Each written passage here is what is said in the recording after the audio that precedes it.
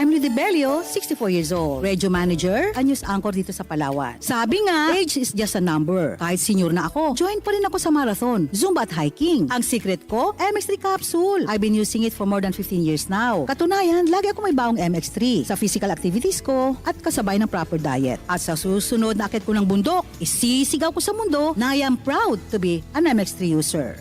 MX3, dito ako believe. Mahalagang paalala, ang MX3 capsule ay hindi gamot at hindi dapat gamiting panggamot sa anumang uri ng sakit. Para sa damit na ka-bloom sa bango, subukan ang Charm Fabric Conditioner. Charm Fat Corn, bangong kumaka-bloom. Charm Fat Corn, damit ay may bango ng salibong bulaklak. Charm Fabric Conditioner with Stay Fresh Technology. Damit ay ka-bloom sa bango. Charm Fat Corn, bangong kumaka-bloom. Charm Fat Corn, damit ay may bango ng salibong bulaklak. Charm Fabric Conditioner. Manufactured by ACS Manufacturing Corporation. ISO certified. World-class quality. ACS. Pagbasa sa 10 kabanata ng Aklat ni Juan, ang talinhaga tungkol sa pastol, talata 1 hanggang 42. Pakatandaan ninyo, ang pumapasok sa kulungan ng mga tupa nang hindi sa pinto nagdaraan kundi umaakyat sa di dapat pagdaanan ay magnanakaw at tulisan. Ang tunay na pastol ay sa pintuan nagdaraan. Pinapapasok siya ng gwardya at pinapakinggan ng mga tupa ang kanyang tinig. Tinatawag niya ang kanyang mga tupa sa kani-kanilang pangalan at inilalabas sa kulungan. Kapag nailabas na, siya'y nangunguna sa kanila at sumusunod naman ang mga ito sapagkat kilala nila ang kanyang tinig. Hindi siya sumusunod sa iba kundi patakbong lumalayo sapagkat hindi nila kilala ang tinig ng iba. Sinabi ni Jesus, ang talinhagang ito, ngunit hindi nila nauunawaan ang ibig niyang sabihin.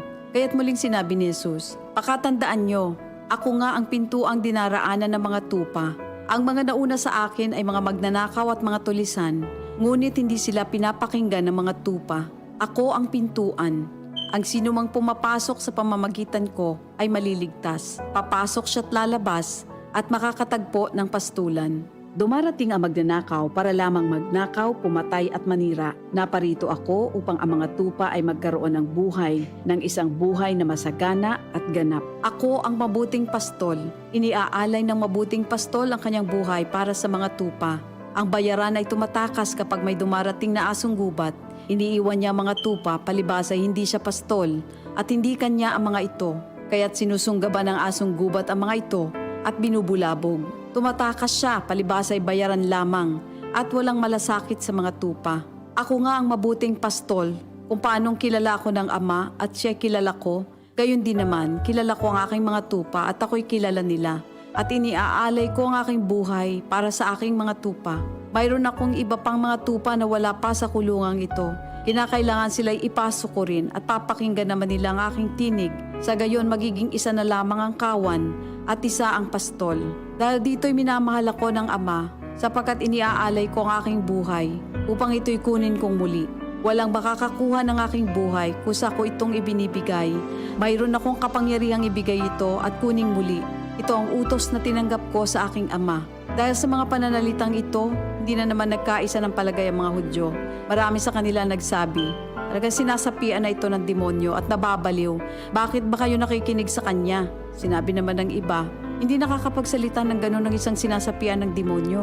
Nakakapagpagaling ba ng bulag ang demonyo? Taglamig na noon at kasalukuyang ipinagdiriwang sa Jerusalem ang pista ng pagtatalaga ng templo. At habang naglalakad si Jesus sa templo, sa portiko ni Solomon, pinaligiran siya ng mga Hudyo at sinabi sa kanya, hanggang kailan mo ba lalagay sa alanganin? Kung ikaw nga ang Kristo, sabihin mo na ng tuwiran. At sumagot si Jesus, sinabi ko na sa inyo, ngunit ayaw ninyong maniwala. Ang mga ginagawa ko sa pangalan ng aking Ama ay nagpapatotoo tungkol sa akin. Ngunit ayaw ninyong maniwala sapagkat hindi kayo kabilang sa aking mga tupa. Nakikinig sa akin ang aking mga tupa. Nakikilala ko sila. Sumusunod sila sa akin. Binibigyan ko sila ng buhay na walang hanggan. Kailan may hindi sila mapapahamak at hindi sila maaagaw sa akin ninuman. Ang aking Ama na siyang nagbigay sa kanila, sa akin, ay lalong dakila sa lahat at hindi sila maaagaw ninuman sa aking Ama. Ako at ang Ama ay iisa. Ang mga pinuno ng mga Hudyo muling dumampot ng bato upang batuhin siya. Kaya't sinabi sa kanila ni Jesus, marami akong mabubuting gawang ipinakita sa inyo mula sa Ama. Alin ba sa mga ito ang dahilan at ako'y inyong gustong batuhin? Sumagot ang mga pinuno ng mga Hudyo, "Hindi dahil sa mabubuting gawa kaya ka namin babatuhin, kundi dahil sa paglapastangan mo sa Diyos, sapagkat nagpapanggap kang Diyos, bagamat tao ka lamang." Tumugon si Jesus, "Di ba nasusulat sa inyong kautusan? Sinabi ko, mga Diyos kayo." Mga Diyos ang tawag ng kautusan sa mga pinagkatiwalaan ng salita ng Diyos at hindi maaaring ipawalang bisa ang sinasabi ng kasulatan. Ako'y pinili at isinugo ng Ama. Paano ninyo ngayon masasabing nilalapastangan ko ang Diyos dahil sa sinasabi kong ako ang anak ng Diyos? Kung hindi ko ginagawa ang mga pinapagawa ng aking Ama, huwag niyo akong paniwalaan.